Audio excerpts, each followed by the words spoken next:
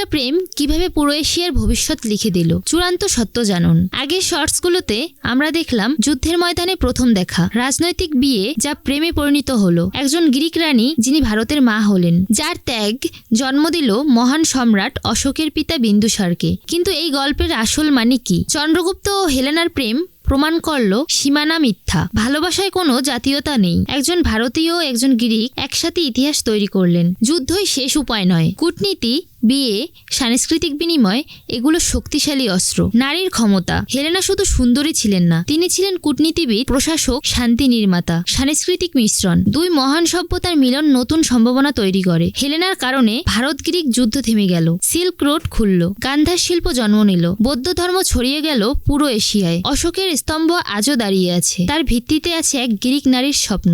আজ 2026 সালে দাঁড়িয়ে আমরা যখন বিভক্তি দেখি ধর্মে, জাতিতে, সংস্কৃতিতে, তখন চন্দ্রগুপ্ত ও হেলেনার গল্প মনে করিয়ে দেয় ভালোবাসা সব সীমা অতিক্রম করতে পারে। একজন ভারতীয় সম্রাট এবং একজন গ্রিক রাজকন্যা প্রমাণ করলেন যখন দুই সংস্কৃতি সম্মানের সাথে মিলিত হয় তখন তৈরি হয় ইতিহাস। এই সিরিজ ভালো লাগলে শেয়ার করুন, কমেন্টে জানান কোন ঐতিহাসিক জুটির গল্প শুনতে চান। চন্দ্রগুপ্ত ও হেলেনার 10 পর্বের শর্ট সিরিজটি দেখতে আমাদের চ্যানেল ভিজিট করুন।